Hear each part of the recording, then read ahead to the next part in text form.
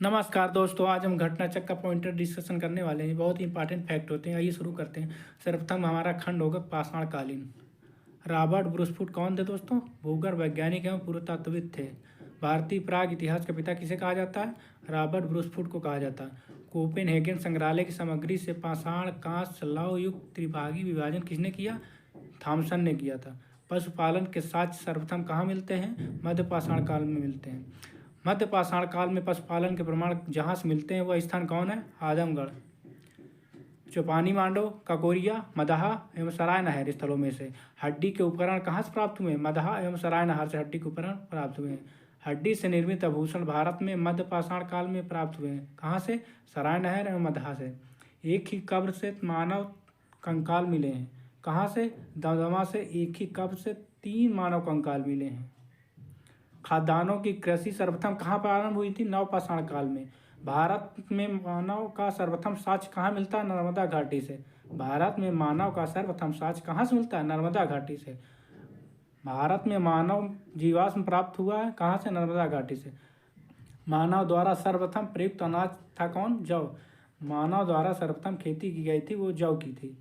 भारतीय उपमहाद्वीप में कृषि का प्राचीनतम साक्ष्य कहाँ से प्राप्त हुए? लौहरा देव से।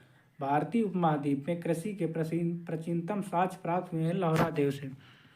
औंधे, बोरी, बागोर तथा लखनिया में से मध्य पाषाण काल में पशुपालन के प्रमाण मिले हैं। कहाँ से? बागोर से मध्य पाषाण काल में पशुपालन के प्रमाण मिले हैं। पूरा पाषाण युग, नवपाषाण युग, ताम्र पाषाण युग, लौह युग में से चालकोलिथिक युग कहा जाता है। ताम्र पाषाण युग को चालकोलिथिक युग कहा जाता है। आर्मी मेहरगढ़, कोटा दीजी तथा कालीबंगा में से वह पूरा स्थल जहाँ से पाषाण संस्कृत से लेकर हड़प्पा सभ्यता तक संस्कृत के अवशेष प्राप्त हुए हैं। मेहरगढ़ से पाषाण संस्कृत से लेकर हड़प्पा सभ्यता तक के संस्कृत के अवशेष मिले हैं। भारत में कृषि के प्राचीनतम साक्ष्य कहाँ से प्राप्त हुए? लौहरा देव एवं मेहरगढ़ से। नवादा टोली का उत्खनन करवाया था HD संकालिया ने। नवादा टोली कहाँ अवस्थित है? मध्य प्रदेश में।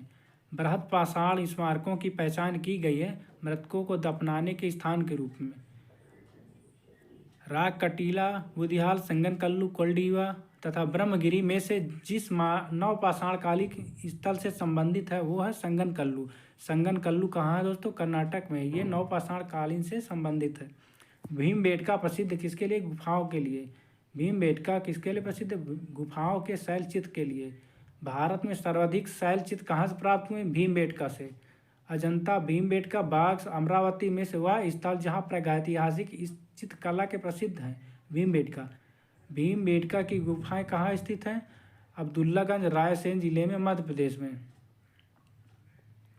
भारतीय पुरातत्ववेत्ता जिसने पहली बार भीमबेटका गुफा को देखा था उसके शैल चित्रों के प्रागैतिहासिक महत्व को समझाया था। सर्वप्रथम VS वाकंकर ने देखा और उसके महत्व को समझाया। कौन थे? VS वाकंकर। गैरिक मृदभांड पात्र का नामकरण हुआ था हस्तिनापुर में। गैरिक मृदभांड पात्र का नामकरण कहाँ से हुआ था? हस्तिनापुर में। ताम्र पाषाण काल में महाराष्ट्र के लोग मृतकों को घर के फर्श के नीचे दफनाते थे।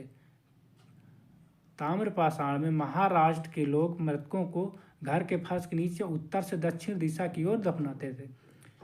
ब्रह्मगिरी, बुर्जहोम, चिरान तथा मस्की में से वह स्थल जहाँ से मानव कंकाल के साथ कुत्ते का भी कंकाल के सावधान मिला। कहाँ से? बुर्जहोम में।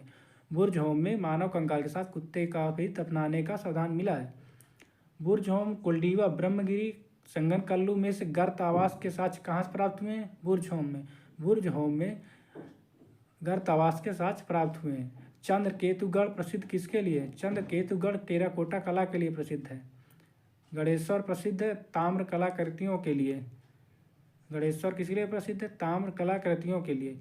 विंध्य क्षेत्र का वह शिलाश्रय जहाँ से सर्वाधिक मानव कंकाल मिले, लिखैया से।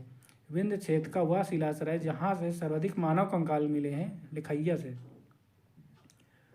नूतन भूतल काल के अंत में सूखे के कारण विंध्यन क्षेत्र में भोजन की कमी के कारण लोगों ने गंगा घाटी क्षेत्र में प्रवास किया। यह किसकी अवधारणा है? JR शर्मा की। नूतन काल के अंत में सूखे के कारण विंध्यन क्षेत्र में भोजन की कमी के कारण लोगों ने गंगा घाटी की ओर प्रवास किया था। किसने कहा? JR शर्मा ने। भारतीय पुरातत्व सर्वेक्षण संस्कृति, पर्यटन, विज्ञान एवं प्रौद्योगिकी तथा मानव संसाधन विकास विभाग मंत्रालयों में से संलग्न कार्यालय कौन सा है? संस्कृति मंत्रालय। भारतीय पुरातत्व का जनक किसे कहा जाता है? अलेक्जेंडर कनिंघम को। भारतीय पुरातत्व का जनक कहा जाता है अलेक्जेंडर कनिंघम को। भारतीय पुरातत्व सर्वेक्षण के प्रथम महानिदेशक कौन है? John Marshall. भारतीय पुरातत्व सर्वेक्षण के प्रथम महानिदेशक जॉन मार्शल है। राष्ट्रीय मानव संग्रहालय कहाँ स्थित है? भोपाल में। राष्ट्रीय मानव संग्रहालय भोपाल में स्थित है दोस्तों। ये रहा पाषाणकालीन वीडियो।